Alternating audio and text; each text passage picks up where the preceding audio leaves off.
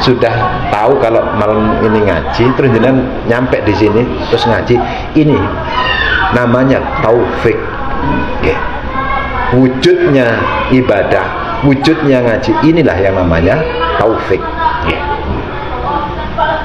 Jadi gabungan yang namanya taufik itu gabungan dari info dan pertolongan itu. Setelah terjadi itu namanya taufik. Itu walau jihadu lan ora patut apa acak-acak jihad. Jihad itu bisa diartikan perang, bisa diartikan acak-acak. Tidak selamanya jihad itu diartikan perang. Ayat tegese doa. Doa itu juga artinya itu macam-macam. Doa itu artinya bisa diartikan dungo, jaluk, meminta. Doa itu bisa diartikan ajak-ajak. Makanya satu lafaz itu bisa mempunyai beberapa makna. Ad-du'a undungo, ya dah tepat. Walau jihadu ay ad-du'a. Doa diartikan dungo, ya betul tepat. Jadi dilihat siakul kalam, runtutan sebelum dan sesudahnya, ini diartikan apa, ini jadikan apa, terus diartikan apa. Ya, itu kalau bahasa di yang ini itu melihat siakul kalam, runtutan sebelum dan sesudahnya. Orang itu kalau ngerti bahasa Arab, membaca Al-Quran itu tahu sebelumnya itu apa, setelahnya itu apa. Ini yang dibaca ini cuma sepenggal, ini tahu. Baca kitab atau hadis dibaca sepenggal, ini tahu sebelumnya itu apa, setelahnya itu apa. Itu namanya siakul kalam, runtutannya. Dilihat runtutannya. Ad-du'a aca-aca ila dinil haqqi, marang agama kang hak. Ila dinil haqqi, marang agama kang bener. Bi ghairi taufikin, kelawan tanpa pitulung. Bi ghairi taufikin, kelawan tanpa pitulung. Wa wa taufik ayakuna iku yen ta'ana fi'lul abdi, apa penggaweane kawula, muwafiqon iku nyocoki lima marang barang yuhibbuhu kang demen ing ma Allah Ta'ala, sinten Allah Ta'ala, Allah Ta'ala sapa Allah Ta'ala, wa yardahu lan ridho sapa Allah ing ma. Yang terakhir 10 perkara yang tidak layak, tidak patut, tidak sempurna kalau tidak dibarengi dengan 10 perkara yang lainnya, yaitu jihad, ajak-ajak, mengajak untuk melakukan atau beragama yang benar, atau ngajak-ngajak terhadap perkara yang bagus, bentuknya apapun, bentuknya apapun, ngajak keapian, ngajak kebaikan. Ngajak-ngajak kebaikan itu luar biasa. Bagaimana enggak? Ini perintahnya Al-Quran,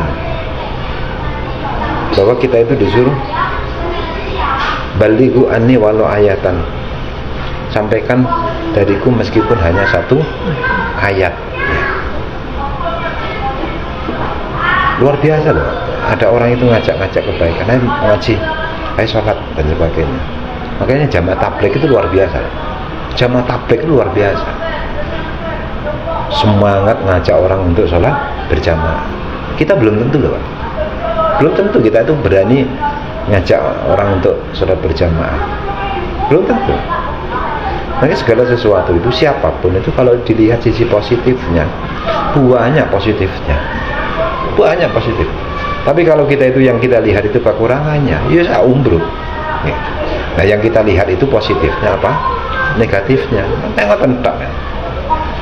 Di dunia ini isinya cuma dua, siang malam, baik dan jelek. Yang kita lihat itu baiknya apa?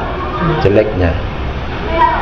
Kalau yang kita lihat itu baiknya, kejelekan segunung tidak akan kelihatan. Kalau yang kita lihat itu kejelekannya, kebaikannya segunung, tidak bakalan kelihatan. Ngajak nyantunin anak yatim, ngajak untuk baca Al-Quran dan sebagainya, apapun bentuknya, yang penting itu adalah ngajak kebaikan. Luar biasa ya. Kalau dia itu sudah ngajak, itu sudah menang satu kali. Makanya sering saya sampaikan, prinsip hidup saya itu tidak pernah ngalami yang namanya kegagalan. Dalam prinsip hidup saya tidak ada. Kalau urusan agama, urusan ngaji, urusan kebaikan itu tidak ada rumus gagal. Itu yang menjadikan saya itu optimis, pede. Orang saya ajak untuk masuk ke dalam grup untuk nyantuni anak yatim. Dengan sampai saya dibilang takabur, kok sombong sekali, kok takabur sekali. Tidak ada rumus, tidak pernah mengalami yang namanya kegagalan. Saya kalau ngajak orang untuk masuk nyantuni anak yatim, tidak pernah gagal, mesti berhasil. Sampai orang yang saya ajak ngobrol itu bilang, kok cek sombong, takabur ya. Maksudnya itu adalah ketika saya ngajak orang itu untuk nyantuni anak yatim, saya sudah menang, saya sudah menyampaikan kebaikan, saya sudah dapat pahala ya. Ketika saya ngajak orang untuk ngaji, saya sudah menang, saya sudah dapat pahala.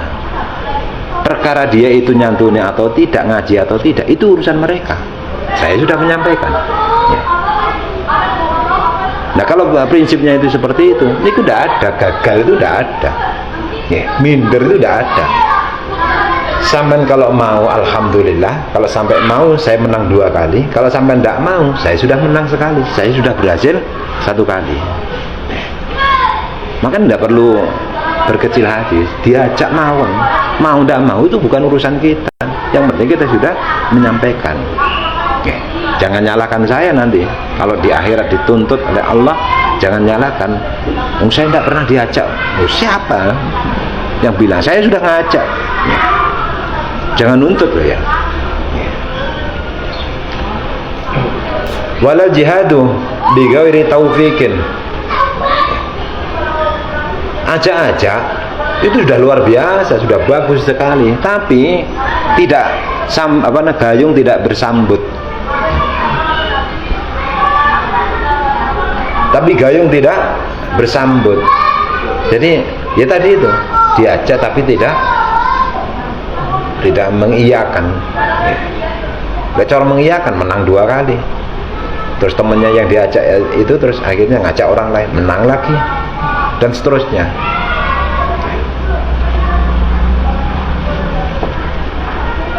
Ngejak ngaji tapi tidak pernah datang, tidak pernah mengiyakan.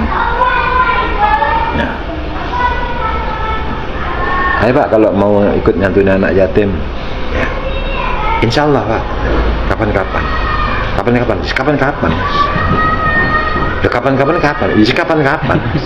sudah ketemu judulnya nih Bun.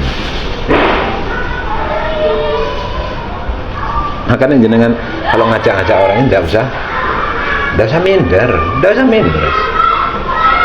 Jenengan mau kemana, jenengan mau minta sumbangan dan sebagainya, berangkat mau, hasilnya bagaimana, apa katanya nanti, betul saya dipikir. Nanti kalau orangnya itu tersinggung, nanti orangnya itu tidak mau ngasih, betul saya dipikir. Tugas kita itu ngajak. Hasilnya itu apa katanya Allah. Jangan terlalu mikir, ya kalau mau, kalau enggak ya kalau percaya, kalau enggak, betul saya dipikir ngoten ya. Kalau jenengan terlalu pesimis, ya akhirnya itu antara khauf dan roja itu, makanya harus seimbang. Jangan terlalu takut, jangan terlalu berani ya. Jangan jangan terlalu besar takutnya sehingga kita tidak berani melangkah. Jangan terlalu berani sehingga kita itu tanpa perhitungan, kurang perhitungan, biasa diperhitungkan ya. Taufik Jadi ingat loh, ini balik lagi taufik. Taufik ini umat Islam ini sering mengucapkan kata-kata yang umat Islam sendiri itu tidak paham. Makanya kita harus memperbanyak wawasan ini. Mudah-mudahan kita semua mendapatkan hidayah, maunah, taufik dari Allah. Hidayah itu apa? Hidayah itu informasi, pemberitahuan. Nanti malam ngaji kitab Nasoil Libat. Pemberitahuan itulah, info itu adalah hidayah. Okay. Maunah, dapat info, sudah tahu kalau malam ini ada pengajian, apakah bisa datang? Tergantung, dapat maunah, dapat pertolongan dari Allah apa enggak. Pitulung, pertolongan dari Allah itu namanya maunah. Ya. Tahu, siapa yang enggak tahu? Kalau sholat 5 waktu tahu, tapi apakah semuanya itu melaksanakan? Enggak. Karena tidak mendapatkan maunah, pertolongan dari Allah. Pertolongan dari Allah itu apa? Buahnya kesempatan, badan sehat, enggak aras-arasen. Ya. Longgar, tapi aras-arasen. Ayo coba. Nyantai, tapi aras-arasen. Ya. Yang paling dibikin sama Allah itu lupa. Ya, lupa. Cuman ringan. Sudah ada niatan untuk berangkat, ya, kenceng mau berangkat, tapi lupa. Hari Minggu kemarin saya itu diundang nikahan. Sudah niat mau berangkat. Ya. Hari Minggu kalau saya ingat apa ya? Kayak ada yang hilang. Pagi acara itu jam 10 pagi. Apa tak ingat? Nggak ingat ya. Malam jam 10 itu baru ingat. Astagfirullah. Aku lagi diundang nikahan. Ya. Dibikin lupa itu loh, sudah gagal gitu. Berarti kalau dibikin lupa itu berarti tidak mendapatkan maunah pitulung dari Allah. Setelah mendapatkan info, setelah mendapatkan pertolongan dari Allah, terus bisa. Contoh, jenengan di sini ini sudah tahu kalau malam ini ngaji, terus jenengan nyampe di sini terus ngaji. Ini namanya taufik. Okay. Wujudnya ibadah, wujudnya ngaji, inilah yang namanya taufik. Okay. Jadi gabungan yang namanya taufik itu gabungan dari info dan pertolongan itu. Setelah terjadi itu namanya taufik. Itu